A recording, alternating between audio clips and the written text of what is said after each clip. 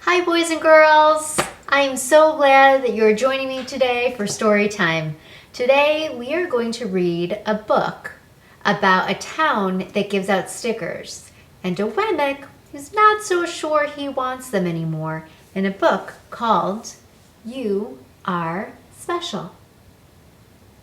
Now, stay with us the whole entire time because at the end, I am going to tell you how you can enter for a chance to win your very own copy of this book.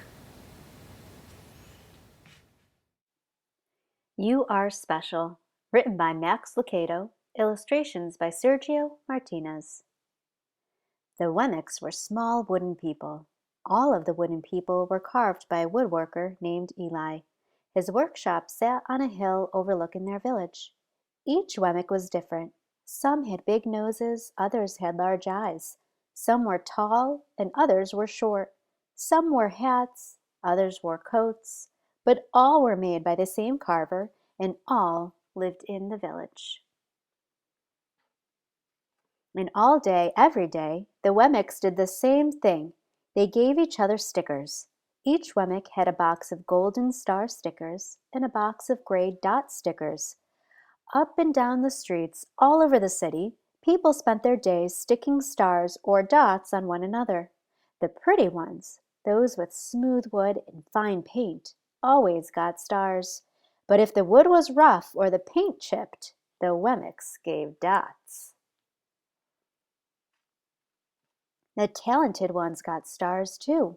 Some could lift big sticks high above their heads or jump over tall boxes. Still others knew big words or could sing pretty songs. Everyone gave them stars. Some Wemmicks had stars all over them.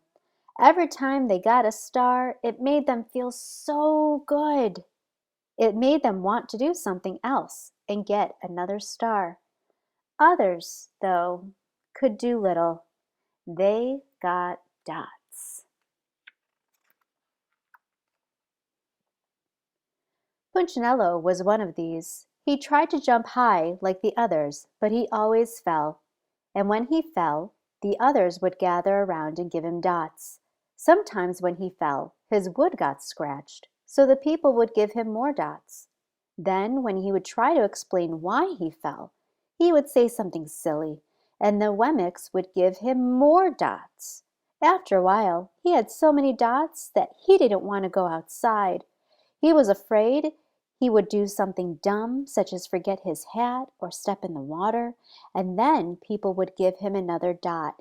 In fact, he had so many gray dots that some people would come up and give him one for no reason at all.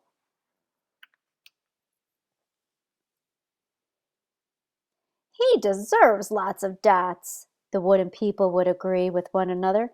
He's not a good wooden person.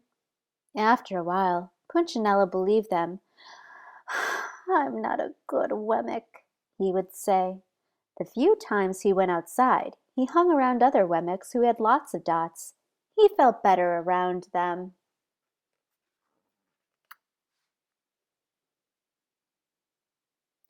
One day he met a Wemmick who was unlike any he'd ever met.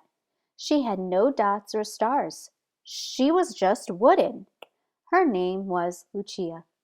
It wasn't that people didn't try to give her stickers. It's just that the stickers didn't stick. Some of the Wemmicks admired Lucia for having no dots, so they would run up and give her a star, but it would fall off.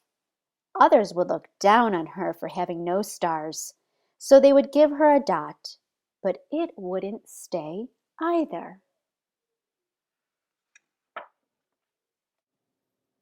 That's the way I want to be, thought Punchinello. I don't want anyone's marks. So he asked the stickerless Wemmick how she did it. It's easy, Lucia replied. Every day I go see Eli. Eli? Yes, Eli, the woodcarver. I sit in the workshop with him. Why? Why don't you find out for yourself? Go up the hill. He's there. And with that, the Wemmick, who had no stickers, turned and skipped away. But will he want to see me? Punchinello cried out. Lucia didn't hear, so Punchinello went home. He sat near a window and watched the wooden people as they scurried around, giving each other stars and dots. "It's not right," he muttered to himself, and he decided to go see Eli. He walked up the narrow path to the top of the hill and stepped into the big shop. His wooden eyes widened at the size of everything. The stool was as tall as he was. He had to stretch on his tiptoes to see the top of the workbench. A hammer was as long as his arm. Punchinello swallowed hard. "I'm not staying here," and he turned to leave. Then he heard his name. "Punchinello?" The voice was deep and strong. Punchinello stopped. "Punchinello, how good to see you! Come and let me have a look at you."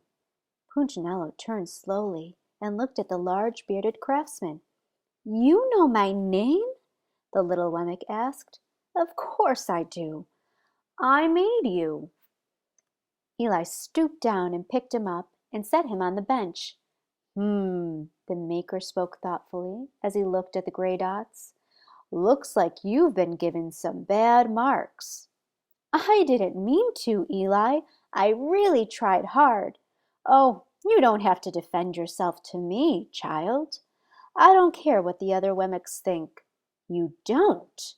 "No, and you shouldn't either. Who are they to give stars or dots? They're Wemmicks, just like you. What they think doesn't matter, Punchinello. All that matters is what I think, and I think you are pretty special." Punchinello laughed. "Me? Special? Why? I can't walk fast. I can't jump. My paint is peeling. Why do I matter to you?" Eli looked at Punchinello, put his hands on those small wooden shoulders, and spoke very slowly. "Because you're mine. That's why you matter to me." Punchinello had never had anyone look at him like this, much less his maker. He didn't know what to say.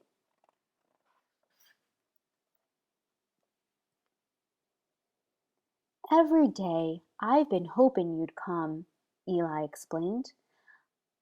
"I came because I met someone who had no marks," said Punchinello. "I know. She told me about you." "Why don't the stickers stay on her?" The maker spoke softly. "Because she has decided that what I think is more important than what they think. The stickers only stick if you let them." "What?" "The stickers only stick if they matter to you. The more you trust my love, the less you care about their stickers." "I'm not sure I understand." Eli smiled. "You will, but it will take time. You've got a lot of marks. For now, just come to see me every day and let me remind you how much I care." Eli lifted Punchinello off the bench and set him on the ground. "Remember," Eli said as the Wemmick walked out the door, "you are special because I made you, and I don't make mistakes." Punchinello didn't stop, but in his heart he thought, "I think he really means it." And when he did, a dot fell to the ground.